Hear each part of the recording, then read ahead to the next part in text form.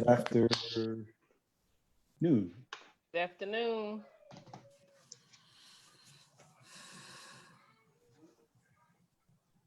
Okay.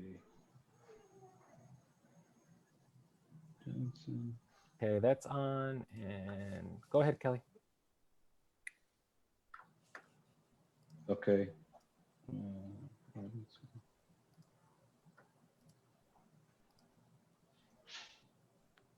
Hello and welcome everyone. To our Wednesday, September 16th caucus of the Albany Common Council. For the record, members present are council members Love, Conti, O'Brien, Igo, Frederick, Doche, Farrell, Robinson, Johnson. I don't think I missed anyone. Staff present. Alan's here. What'd you say? Alfredo's here. Oh, I didn't see your face. I can go down the list if you want, Kelly. Yeah. Will you do that because it screen shifts? Yep. So the council members present are Kelly Kimbrough, Alfredo Ballerin, Councilman Sil Johnson, Kathy Fahey. Let me see, Jamel Robinson, Jenny Farrell, Joyce Love, Joy Igo, Jamel Robinson, Judy Doche, Mike O'Brien, Richard Conti, Sonia Frederick, and Tom Hoey. And then staff present is myself, Michelle Andre, Danielle Gillespie, the city clerk. And then we have two guests present with us, Daniel Kirk-Davidoff and Zach Garafola. Okay. Okay. Good evening, everyone. President Ellis is now entering. Okay, along with Mr. Hoey is also, looks like he's connecting. Okay, all right, so just jumping into the agenda. For our Monday, September 21st meeting, we'll have the public hearings. We have two for ordinance 96120 and resolution 728120. Those are regarding the 76. We'll start off with that. On to approval of minutes from a previous meeting. I'll be offering the September 10th council meeting minutes for passage. Next, on to consideration of local laws, local law M, introduction by council members Fahey and Doche. Will be going to planning. It's regarding historic resource overlay districts and emergency demolitions and stabilization procedures. That will be going to planning. That's Richard Conti. Oh, that's okay. I'm sorry. Oh, Conti, Fahey, and Doche. That will be. Richard, did you care to say something? What an odd trio. Yes. Yeah, this one also accompanies an ordinance that's on the agenda later. So they're kind of related, but one had to be done by local law because it relates to the Historic Resources Commission, and the other is done by ordinance because it relates to other parts of the code. Both of them deal with the issue of emergency demolitions in historic districts. And it doesn't change the authority of the building department or the commissioner to act in emergency situations. What the thrust of this is trying to get at the issue of a role for the Historic Resources Commission and kind of oversight or involvement in this process and, policy and where we're going. Right now, a lot of they keep on happening, and there doesn't seem to be any real policy that involves HRC. So that's part of, I wanted to get this in as part of a discussion. And I think that there might be something else coming from the administration that relates to, intended to relate to an effort to get owners to preserve buildings or stabilize or whatever. I'm not sure what's coming down, but there might be something from the administration from what I'm hearing. I wanted to get this in also as part of that conversation. and see where we go. I do have some comments on it that I've received since intro. I do have some comments from Rick LaJoy on it, and so I expect if, as we move forward, we can have a more robust discussion on this topic. Thank you, Mr. But yeah, but since there are, as I said, since this and the ordinance is related, and you might put the ordinance might fit in the law committee, they somehow need to be kept together because they deal with the same topic. And then, if you have something else coming down from the administration, I mean, it's a question as to where this discussion should be going. So why don't we just group them together in the law committee? Or the plan, I mean, it is kind of like a planning issue too. So I'm just saying it can go either way, but I just wanted to keep the ordinance and the local law together in the same committee because they're related. Okay, I So get maybe it. you can think about it. Planning, no, we'll just put them both in planning. I get what you're saying. Thank you. If Joe's okay with that. You okay, Joe? That's so. Okay, that was local law M. Next, under consideration of ordinances, we have ordinance by Mr. O'Brien, ordinance 2092-20. That will be going to planning, and that's USDO ordinance is changing the zoning classification of 1057 Washington Avenue and 1061 for mixed use neighborhood center to two-family R2. Mike, it'll be going to planning. Mike, you care to? Yeah, these are two houses on Washington Avenue, which actually when we did the USDO, it was kind of my oversight because I didn't realize that they had, under the old zoning code, been classified as commercial office, even though they look nothing like a commercial office. And actually there was a planning that this is where the Stewart's was going to go, in addition to the empty bank building. And the planning board made a very good decision, which hadn't been written up yet, but their verbal decision noted that, that the streetscape comports with them being residential. And it was an oversight that we just simply used the old zoning lines when we considered them mixed-use neighborhood center. So it's putting it back to what they really are. And I didn't want to do it while the Stewart's application was still pending, but the zoning board, the planning board denied Stewart's the application in what I think was a legitimate, well-articulated way that it really is residential. Okay. Historically.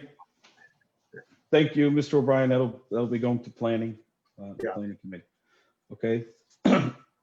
Okay. Next, by council members Conti, Fahey, and Doche, ordinance 2192-20. It'll be a referral to planning. Richard, you want to? Yeah, this is the companion to the local law. I mean, the intention here is just to get certain information to the Historic Resources Commission, and also to like engineering reports related to emergency demos, and also to provide some additional information in the vacant building report that relates to the number of historic buildings that are on the vacant building registry, and the number of demolitions, et cetera. So it's intended to get more information that's relevant and get that also to the HRC. Thank you, Mr. Conti. It's going to planning. Okay, next on to ordinances held on our active calendar. On our agenda, there are items number 8 and 9, and it's ordinance 961-20 and 1061-20. They both were went through the planning committee. Kathy, you care to speak about what about those ordinances? and where they are? I can't hear you. Sonia, no, the only thing I'll say is that we did spend a lot of time, looked really carefully at this project because it's it's a very large mixed use project, 8-story building. And it really looks like a spectacular project and had a great deal of support on our committee. And we spent a lot of time, a lot of meetings looking very carefully at the project, visited the site. But Sonia might want to say more since it's her legislation. Yeah, I'm having a little bit of connection issues, so hopefully you guys can hear me okay. But just agreed. I think the planning committee did a good job at asking some thorough questions and making sure that they got comfort over the two pieces of legislation. So very excited to bring this to the council for a full vote. It is a very exciting project for the First Ward and for the South End. Excited to see homegrown individuals try to invest in their community and make it better and provide a number of various services to the community as well. So hopefully we see a good result, but looking forward to it being up for vote on Monday. Thank you. Yes. And Ms. Love, you care to speak about 180 Sheridan? I know it went through the committee. We were waiting on some seeker information from the planning department, and we received that today via email. I don't know if JR, did you all get a chance to send that out for those the seeker items? Yeah, Michelle sent it out just about 20 minutes ago. Okay. So that one also is good to go. Yes. So that'll be up for vote on Monday. Okay. And Kelly, can I just say one thing about both of these? These zoning changes. We're really looking carefully at the process and trying to make sure that it's a process that makes sense, especially when we're lead agency. We make the final decision here. So I think there's been a lot of discussion about it, but we're going to be seeing more of these types of zone changes, and we want to have our ducks all lined up as far as who's doing what, as far as the seeker process and the zone change, because they are quite involved, and everyone's been really helpful to get that straightened out. Thank you, Ms. Fahey. Okay, on to resolutions, consideration of resolutions. We've got by Mr. Hoey, resolution 8839220R. So congratulating Dr. Malatras. Mr. Hoey, you with us? Yes, I am. Okay. Dr. Malatras was appointed. I trying to remember the number. There's not that many chancellors. He's hands-on. He went to the University at Albany. He has 3 degrees from there. I know a lot of us use the SUNY system, or we have children that go to the SUNY system. And I thought it would be a nice gesture that we congratulate him. And, there's going to be cuts in the SUNY system. As we all know, there's cuts everywhere. So I want to make sure that, Albany's recognized as one of the flagship university centers, and, that we appreciate his work. Okay, Richard, you have a? Just a fun fact. Jim was actually once a 6th Ward resident, and he was once a council appointee to the Community Police Relations Board. Wow. Okay, wow. Yeah. Good fact. Thank you. And a very active member who sometimes was in the thorn in the side of the administration. Yeah, that's cool. That's cool. So that'll be a pass. All members, co-sponsors. We have another hand up. Yeah, I'm fine. Mr. O'Brien. Yeah, I was just going to repeat because I remember I was on the Public Safety Council Committee when we interviewed him for the Citizen Police Review Board. How many years ago? I don't know, probably 15. It was a while back. Yeah. Yeah, I'll. Okay. You trying to Is get he in there, gonna come Joe? down? Tom, is he gonna come down to accept it? I don't know. Well, where are you going to go to? He'll do it maybe virtually, I could ask. Yeah. Now, should we put in Oh, you're something? right, Should, right. should we modify it to acknowledge that he worked with the council, or should we Yes. just leave it? That would, I No, think I that would would be modify. great, Tom, if we could. Okay. So Kelly, can I? I'll do work it? with you. I'll work with you, Tom, to amend it. Thank you. But that'll be a pass with all of us as sponsors. Thank you. I appreciate it. I remember at the interview asking him, when I looked at all the things he was doing, if he would have time to do it. Now I see all the different things that he can handle. It's unbelievable. Okay, that's cool. Okay, next under consideration of resolutions by Mr. Johnson, resolution 849220. Sorry, man. I had it. Resolution calling on the mayor to look into constructing a city-owned community recreation center. Mr. Johnson, you with us? Yes, I am. You care to say a quick word? Well, I mean, I think everybody that's on this call knows that I've, spoken to this point, from day one. And I think that the time is now, to make sure that it is officially on notice of the expectations of the members of the second ward. And I just wanted to make sure that we took the steps to make sure that happened. So I don't think that a long conversation is needed, in the times that we are, and speak loud enough for itself. So thank you. Okay. So it would normally, I'd rather not send it to committee. I'd rather just have us consider it and take a vote on this. Are members comfortable with that, supporting or not supporting it? Yeah. Okay. All right. So we'll be trying to move that on Monday, or up for vote on Monday. Anyone? Okay, good. All right. So, okay, that was Mr. Johnson's. Next, on to another resolution by Mr. Johnson, 859220R, resolution calling on the governor to review the clemency applications. Mr. Johnson. Yes, I'm sorry. My phone is going in and out. And just once again, I'm speaking from a personal standpoint. My brother was arrested for something that he had nothing to do with. And, just knowing that, You're cutting out, Mr. Johnson.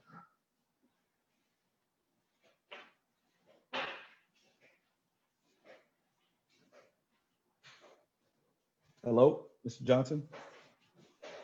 Well, I can, Hello? okay. Can you hear me? Yep, Okay. yep. Yeah. Did you hear anything I said? Yeah, you kind of the start of it with your brother, then you kind of trailed off and disappeared. All right. So I'm just speaking from a personal experience, of having a brother that was charged with something that he had nothing to do and ended up being found guilty and did jail time. I'm quite sure there's other cases that happen to other people's family members.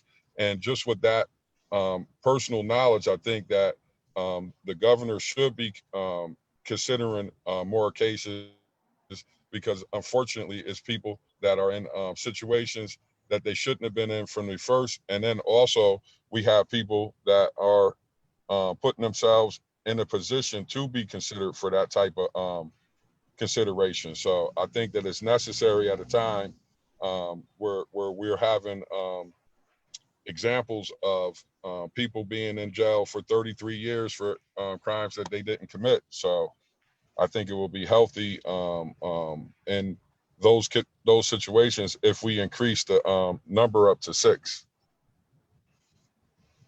Okay. Thank you, Mr. Johnson. Any other questions or comments? I'd like to. Okay. Rich, Mr. Conti first, and Mr. O'Shea. I guess my question was, what was the plan for this? personally, I'd like to try to move it, but again, if members are not. I mean, it's not, I don't, Then it yeah, I has don't to- know enough about the topic in terms of the number and whether or not there's justification or not. That's part of my concern. If you want to move it, could I just make a request that the third whereas up where it says the governor has not only failed to live up to his promises, because I don't want to make a judgment there, if that sentence can be changed in some way. Mr. Johnson. So I think that the wording was put in there because he went on record saying something, and I don't think that, we can have a discussion afterward, but I think that the intent of that line was to support the fact that we want to hold him accountable to what he said.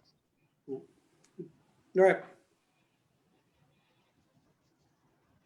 Because if you run on something, if you say something to a voter, I think a voter has a right to follow up on it. Okay, so that would be no, you don't want to change it, correct?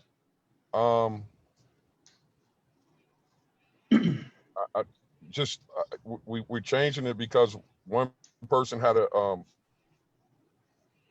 how do others feel about it?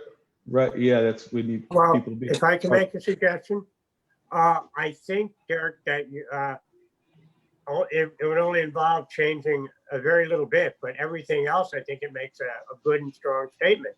It does compare him to how many commutations and have been given by his predecessor. Okay. So I guess if it just simply, I think it would make it more comfortable behind his predecessor. to vote for it if it just simply said Governor Cuomo lags behind his predecessors. Yeah, I think it'd be a strong statement just like that. I mean, it would make me more comfortable. Not that I'm afraid of Governor Cuomo, but I mean, in order to get people's support, I would be open to changing that. But as I said, if we, and I will hold myself accountable to the same type of accountability. If we say something, people should be able to expect that of us. Okay, thanks, Mr. Johnson. Mr. O'Shea, you were. Yeah, I just wanted to ask somebody to correct Governor Carey. There's an E after the R in that same whereas clause we were just talking about.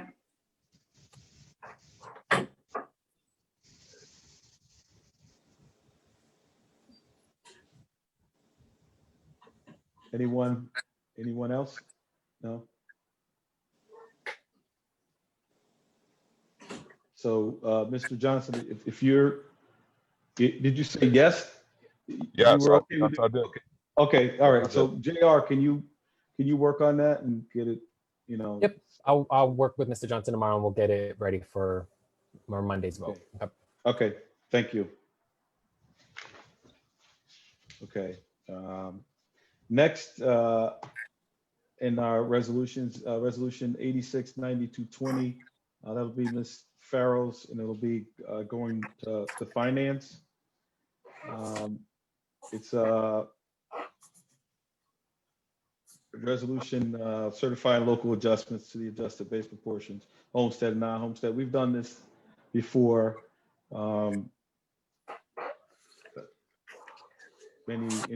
Any comments? We did this previously, and I think we have to do this every year, so. right, yeah. Part of the process, and we'll have a rousing discussion in one of our many, many finance committee meetings that we get to see each other so much. And just quickly, this is an annual thing, and I am pretty sure I copied the language almost directly from last year's version of it, so it shouldn't be very different. Just the numbers changed. maybe, possibly? Correct. Yeah, I think the numbers did shift a little bit, but not by very much. Okay. All right, it's finance. Next on to resolutions held. Kelly, Mhm. can I just comment on that? I do think the resolution language could be clearer. What has happened here is for many years, we were allowing the school district and certifying school district proportions that were different than what the city proportions were. And upon closer looking at the language in the statute and my questioning why we were doing this and working through some very long run-on sentences, the school district eventually and their attorney eventually acknowledged they have no authority to adopt different proportions, base proportions than what the city has adopted. Brett, if you could just take another look at that in light of that. So there was a minor modification made, then subsequently that I still feel like it's not really clear. What we're doing is we're basically saying, this is what the base proportions are that the school district needs to adopt pursuant to those laws. And it left in some language there that kind of sounds like the school district is doing something different than what we've done. But that's it. It's like, it's pretty clear this is a perfunctory thing now that neither the school district nor we can modify once we have adopted our base proportions. And that's, there's agreement from Corp Counsel's office in the city and the school district and their attorney on that. Yeah, I'm happy to do that, council member. And if you want to, do you want me to run some language by you before the committee meeting, or we can discuss it? Sure, yeah. I know you and Marisa had some discussions on this issue. Yeah, I mean, I think the language is just kind of muddled. It's not clear what we're doing when we look at it, and I think we could be clearer in it. As the relevant section of the real property tax law. Right, yeah. Yeah, so I'd be glad to take a look at something, that you draft. Sure. Thank you. Good, okay. Okay, next on to resolutions held. We've got number 9 on the agenda. It's 687220. It's on the finance calendar for today. That's the authorizing the city treasurer to enter into the cooperative liquid asset security system. That's the meetings after this that'll be a part of, and that'll move pending the outcome of that. We actually, no, we already met on this and it did pass through the committee with the positive recommendation. Okay, so Oversight that it wasn't added on the last active calendar. That was my fault. okay. Which one are we talking about? I'm sorry. Number 9, Resolution resolution 9. Resolution 6872. Oh, yeah, right. Okay. All right, next under resolutions held, 728120 by Ms. Frederick. That's resolution for the seeker review of 96120. Planning met on the 14th, positive recommendation. It's pending. The only thing pending is the public hearing at our meeting on Monday. It'll move based on the outcome of the public hearing. Richard? So this was actually amended? Yes, it was. Okay, so my question, because when the public notice of the hearing went out and the notice, the previous resolution is the one that was out there, which really didn't have anything in there. So is the amendment is on the website and on Facebook too. Okay, so you're changing that in terms of the hearing notice and the link in the hearing notice so that it now reflects the updated one? Yeah, I'm gonna amend the public hearing notice. Okay. that. Yeah, and can you also check, because the last time I checked, there seemed to be a broken link to something in It was terms of. corrected. It was Okay. corrected. Yep. All right. Okay, thank you, Richard. Next, the resolution held 779120. It's the Skyway. And of course, that's going to be discussed at the finance meeting that follows our caucus. And pending that outcome, we'll be moving it or not. Okay. And lastly, under resolution held, it's mine, it's 8291, 20 yards, reappointing Jack Garofalo, who's here with us. Jack, thank you for attending the meeting. Can you just talk a little bit about the CPRB and the work and I mean, you got it. Sure. Well, thank you, Councilman Kimbrough and everybody else. It's been an honor to serve on the Police Review Board for the past few years, and I want to thank you for placing your trust in me a few years ago and for your consideration in reappointing me for an additional term. This is a role that I take very seriously, and during my tenure on the board, along with my colleagues, I think we've been able to breathe new life into the Police Review Board and really get out into and across our community, connect with faith-based organizations, neighborhood associations, people who are typically disconnected from the civic process, to inform them about the complaint process and what they can do if they believe that there's been an incident of misconduct. We've increased diversity representation on the board, to be more reflective of the diversity of our community. And I think just in general, accountability and transparency in law enforcement has always been essential, to the public trust, but at the urgency of now amplifies that importance.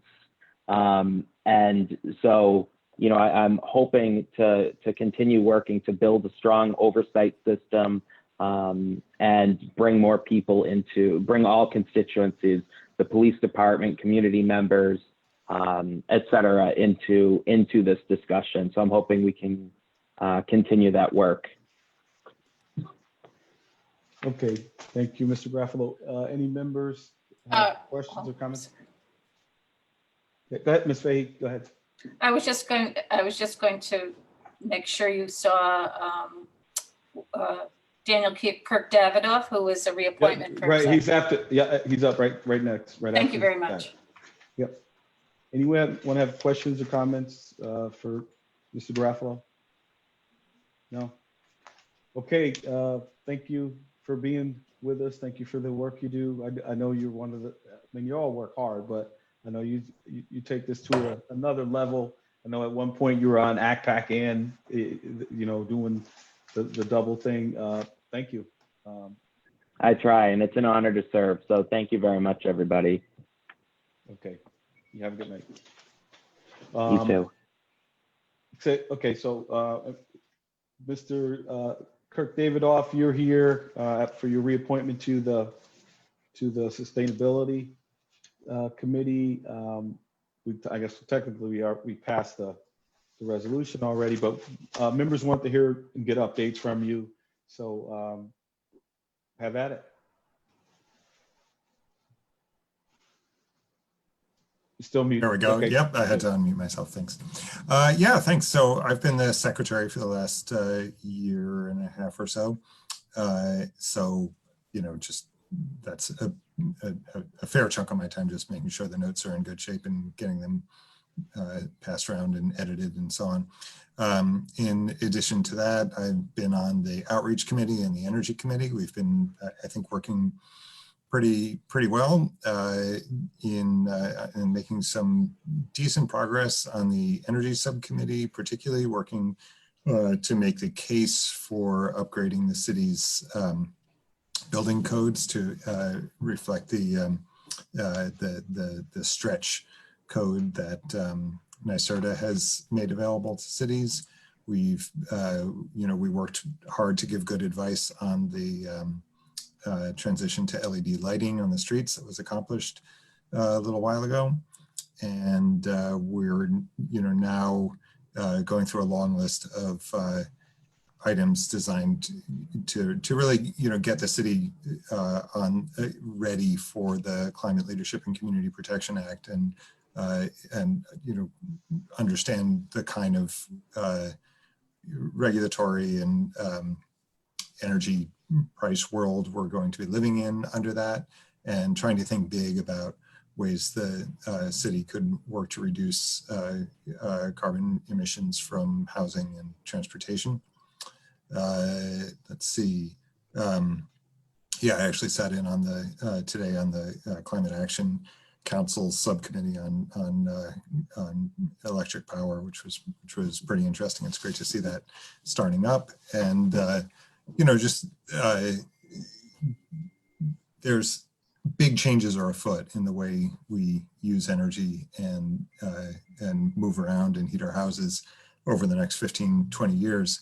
And we need to think about what that looks like at the city level. How, if the state's commitments imply that there's going to be a very rapid shift over to electric cars, for example. So what does that look like in a dense city where people don't have parking spaces? And can we think creatively about how to make charging opportunities available at the lowest possible cost? It's something that's been on my mind for a while. Thinking about ways of involving the city in decision-making around Empire State Plaza's energy use seems important as well. When we think about the need to come up with a low carbon system to keep that big space heated and cooled in the summer and winter, are there synergies that could be applied to surrounding areas that might help provide residential and businesses heating and cooling needs, office systems like that. So those are the kinds of things we're trying to keep in mind and stay ahead of. We've been discussing some of the issues that have come before the council, and I've been really interested in reaching out to folks in and around the city who have concerns around dense development to try and see what kind of, that's a win-win from a climate and community point of view, as far as I'm concerned. But I know there are people who have have concerns about it, and trying to think about ways to make that as successful and broadly popular as possible seem important to me personally. So that's something I've had an interest in. Sorry, that was a bit rambling. I wasn't sure exactly what to prepare here, but if you have questions, I'd be happy to answer them. Thank you. Ms. Fahey? I was just gonna say, thank you so much for your service, Daniel. We really appreciate it. This committee has only been around, well, I guess it's been around since 2014 now. Yeah, so 6 years. But you're doing great work, and we really appreciate all the efforts that you're putting into it. I'll add one more thing. I had a really great conversation with Willie White at Department of Youth and Workforce Services, and realized that I hadn't been aware of the collaboration that department has with Cornell in terms of some energy retrofit training for city for youth and people seeking employment in the city. That's a really big deal. They're very strong motivations to improve building efficiency all around the state under the CLCPA. And in talking that over with some people on the Energy Committee, the demand for labor to do that is really, really substantial. Like, if we actually were going to seriously improve building efficiency of our legacy homes and existing infrastructure, it would be like adding the entire workforce of the building trades over again to do a serious job with building efficiency. So, we'll see what kind of commitments financing is available for that moving forward. But to the extent that it's a big opportunity for youth and employment, and we should be thinking about that. So, thanks. Can I ask a question? Yes, Mr. Ryan. Now, the city has a pest management board, which is kind of a subset of general services, and it is at least half vacant and has been for quite a while.